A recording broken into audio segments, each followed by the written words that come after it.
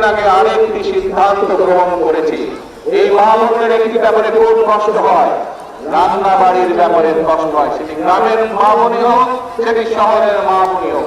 আমরা যেরকম সারা দেশের মায়েদের কাছে আমরা যেরকম ফ্যামিলি কার্ড পৌঁছে দিচ্ছি, সেরকম আরেকটি কার্ড দিতে চাই, সেটি হবে এলপিজি কার্ড, এলপিজি গ্যাস।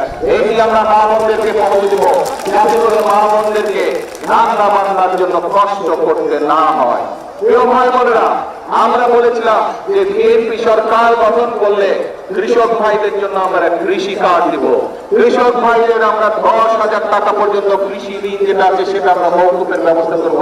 আল্লাহর রহমতে আমরা সেই কাজ শুরু করেছি এবং সরকার গঠনের প্রথম 10 দিনের ভিতরে আমরা কৃষকদের যে যাদের 10,000 টাকা পর্যন্ত কৃষি ঋণ ছিল তাদের সেই কৃষি ঋণ আমরা মওকুফ করেছি।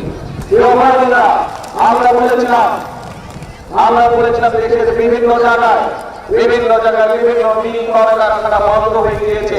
এই মিল কারখানা বন্ধ হয়ে যাওয়ার কারণে বহু মানুষ বেকার হয়ে গিয়েছে, বহু যুবক বেকার হয়ে গিয়েছে। আমরা বলেছিলাম এই কলকারখানাগুলো চালুর ব্যবস্থা ইনশাআল্লাহ আমরা করব। আমরা সেই কাজেও বানিয়েছি। আগামী 2-4 মাসের মধ্যে ইনশাআল্লাহ বাংলাদেশের অনেকগুলো বন্ধ হয়ে যাওয়া কলকারখানা আবার চালু করা সম্ভব হবে, যার ফলে অনেক বেকার যুবক নতুন করে কর্মসংস্থানের সুযোগ হবে।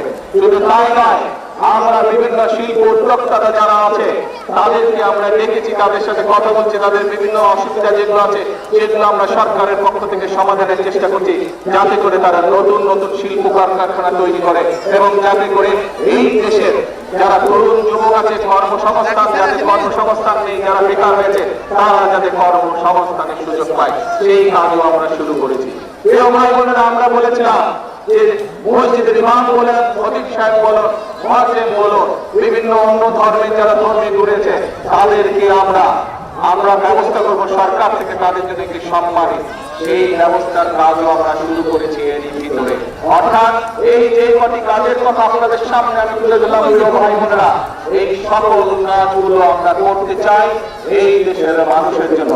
এবং আমরা যে জবান মানুষকে দিয়েছি, যে প্রতিশ্রুতি দিয়েছি, আমরা যতদিন বাংলাদেশের মানুষের সমর্থন থাকবে, যে পর্যন্ত বিএনপি সরকার পরিচালনার দায়িত্বে থাকবে, আমরা আমাদের প্রতিশ্রুতি জনগণকে দেওয়ার প্রতিশ্রুতি আমরা চেষ্টা করবো ইনশাআল্লাহ অফ করে পালন করার জন্য।